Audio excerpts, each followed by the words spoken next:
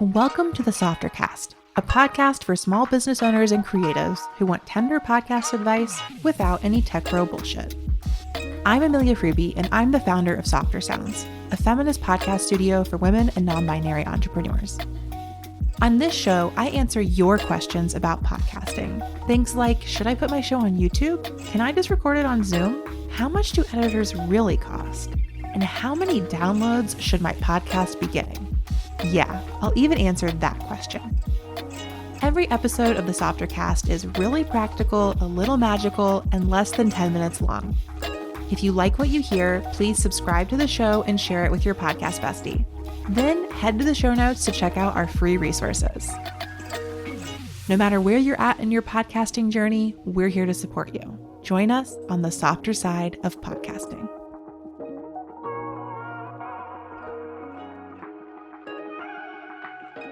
Hello, and welcome to the Softer Cast, a show where we take a tender approach to the technical sides of podcasting. I'm Amelia Fruby. I am the founder of Softer Sounds Podcast Studio, and here on this show, I answer your questions about podcasting without any of the broadcast bullshit that we may or may not all have heard at some point in our journey. If you're not familiar with Softer Sounds, I'd love to briefly let you know that we are an editing and production studio that supports women and non-binary artists, writers, creators, and business owners in developing and producing purposeful, powerful shows. We have an amazing roster of folks who are working in the creative space, whether that be through an artistic practice, through wellness conversations, through business development, and so much more. And we would love to add you to our roster. If you are looking for your own producer, you can head to our website at softersounds.studio to learn more. There you will also find our courses on launching your own podcast or DIY promotion and monetization.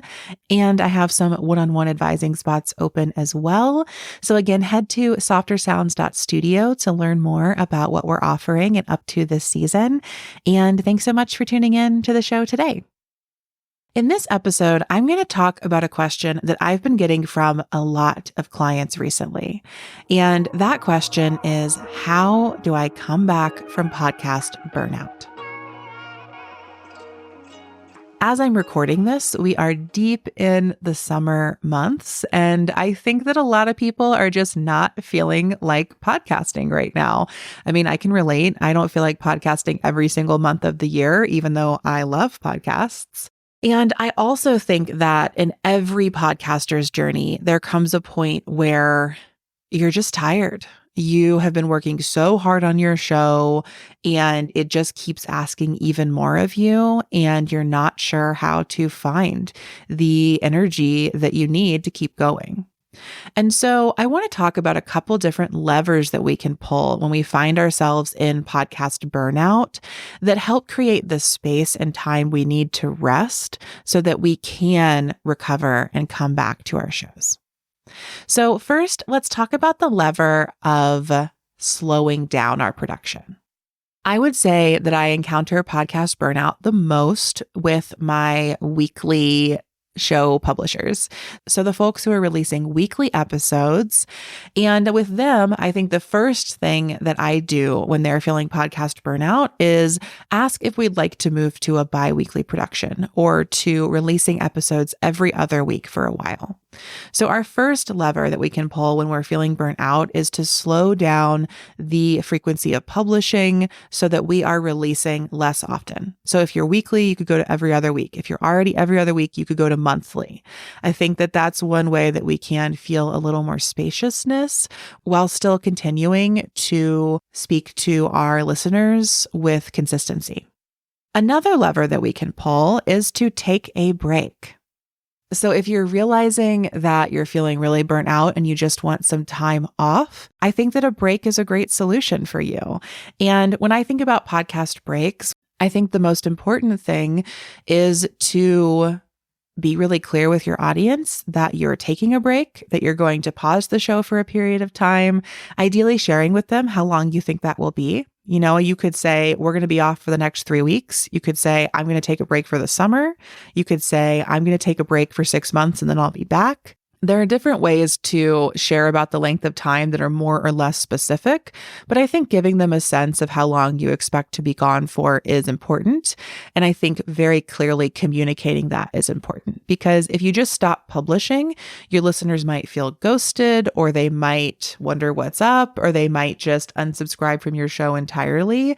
But if you're letting them know, like, hey, I'm taking a break, here's when I think I'll be back, then they're more likely to be on board for the journey that you're on. I did another episode about how to take a break without losing listeners, so I will link that in the show notes if you're interested in using a podcast break as one way to support more rest and healing from podcast burnout. Another way to come back from podcast burnout is to hire some support. So I think that a lot of podcasters start out by doing everything themselves, right? Maybe you're listening to this and you're like, yeah, Amelia, I am coming up with the episode ideas. I'm writing the scripts. I'm booking the guests. I'm recording it myself. I'm editing it myself. I'm writing the show notes myself. I'm publishing the episodes. I'm doing the promotion. There's so much that goes into every podcast episode, right? You know that. You're a podcaster. You're very familiar with this. And so I think that one way to come back from burnout is to bring on some support. Now, earlier I said hire support because, of course, I run a podcast production company, and often people hire us to edit and produce their shows when they're feeling burned out. Like, they realize that if they don't get some help, they're not going to be able to keep making this show. So I think hiring a production company or an audio editor is a great way to get support. But I also don't think that support has to cost money. So you could get support by asking a friend of yours who has a podcast if you could start doing monthly calls to talk through your podcast ideas. Or you could reach out to someone you know who doesn't have a podcast and say, hey, would you be willing to listen to my episodes before they go out and give me some feedback for a couple of weeks? You could get support through accountability or support through feedback. There are so many ways we can bring other people into our podcasting process so that we feel more supported. And I find that feeling supported often brings us back from the brink of burnout or helps us heal, even if we're feeling burned out. Another way to come back from podcast burnout can be to develop some type of listener support program. So sometimes I hear from podcasters that are really burnt out because they feel like they have been pouring into their show and it's not clear what they're getting back in return. And sometimes that can be resolved by doing a listener survey where they're getting responses and feedback from listeners, or doing a little promotional campaign where you ask for ratings and reviews, and then you get a flood of new 5-star reviews, and that kind of fills your creative cup to keep going. If you're feeling like your podcast burnout is related to finances and you're just like pouring money into your show and not making any money from your show, you could look at launching a listener support program like a Patreon or a membership of some kind where you're asking your listeners to support the show financially. Now, this can also take a lot of work. So I think that if you're in the depths of burnout, you may have trouble kind of summoning the energy to launch a whole new listener support program. Might not be quite the right time for that, but if you're starting to notice that you're feeling a little burned out, that like the energetic flow between you and the podcast and the listeners is not working for you, if you want a lot more reciprocity in that process, that might be a good moment to consider developing a listener support program to help kind of ward off future burnout. Another thing that I've seen really support some of my podcasters who are feeling burned out was shifting from an ongoing release schedule to a seasonal release schedule. So often I find that folks might start a podcast and then they just are creating episodes consistently into perpetuity. And so I had some podcasters come on who are like, I've been making my show every other week for 3 years and I'm kind of burnt out about it. And with them, what I find is that if we can move the show to a seasonal release schedule, then they're really able to channel their energy into the show for a certain number of weeks or months at a time. And then when the season is over, take an actual break where they're not working on the podcast. And those breaks then allow for rest and rejuvenation so you can return to the show for another season and do that work that way. This is a tactic that I use for my own show, Off the Grid. We have seasons because I need breaks. I love making the show. Sometimes the seasons are 6 months long. Sometimes they're 2.5 months long. Like, they vary a lot.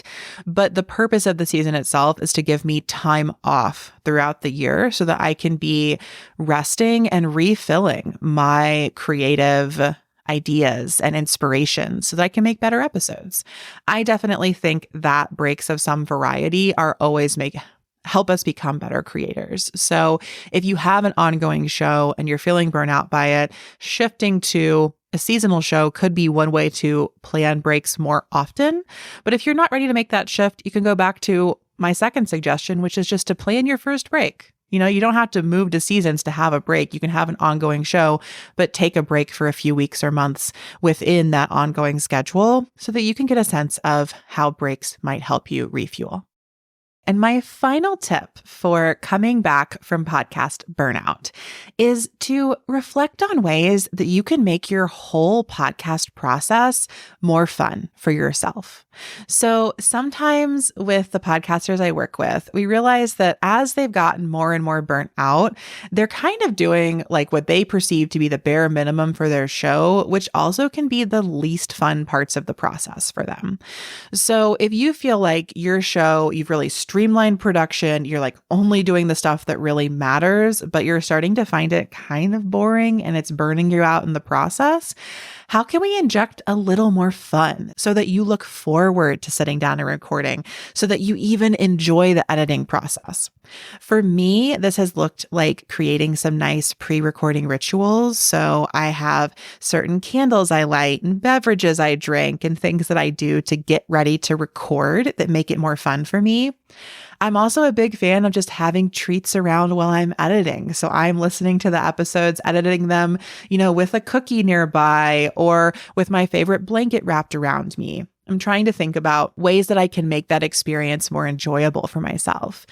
I've also started ending every editing session by taking what I just edited, popping it onto my phone and going for a walk and listening to it that way. Like I love being outside and I love walking around the neighborhood, and it makes it more fun if my second pass through is happening in that setting than if I'm forcing myself to sit at my computer and do it again.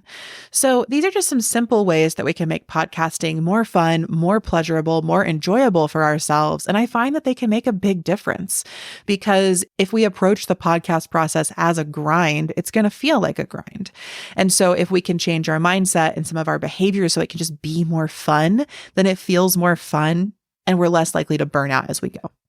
So I hope you enjoyed this episode with a whole bunch of suggestions for how to come back from podcast burnout, how to avoid getting burned out in the first place, and how to take care of yourself when you are feeling burnt out. If you're in the middle of it, please know that I empathize and I'm with you. And also, if you need it, this is a big permission slip to pause or end your show, to take whatever break that you need, to decide if you're done with this project and actually want to do something else. Sometimes I think that burnout is something to get through and come back from. And sometimes it's signaling to us that this is actually kind of coming to an end and we can move on to the next thing. So don't be afraid to really listen to what your burnout's telling you and to take the next steps that you feel are right, even if they're not necessarily the best podcast advice in the world. Whatever that might be. Who knows?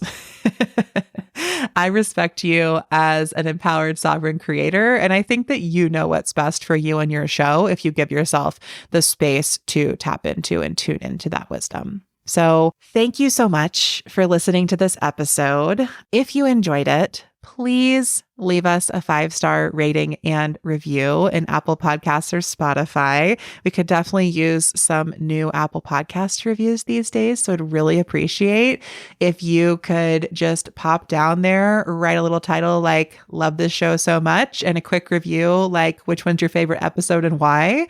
That would mean the world to me and help me keep creating this show without podcast burnout. And if there's anything else I can do to support you in your podcasting journey, please don't hesitate to reach out via email or the SpeakPipe voice inbox in the show notes. Until next time, my friends, I will see you on the softer side of podcasting. Thanks so much for listening to the Softercast. If you enjoyed this episode, please send it to your podcast bestie. And after you do that, go ahead and drop us 5 stars on Apple Podcasts or Spotify. If you'd like to submit a question, head to speakpipe.com/softercast to record a message or email us at hi@softersounds.studio. And last but not least, we made some awesome free things for you. Head to the show notes to download our free podcast launch toolkit or our 3-step podcast audit.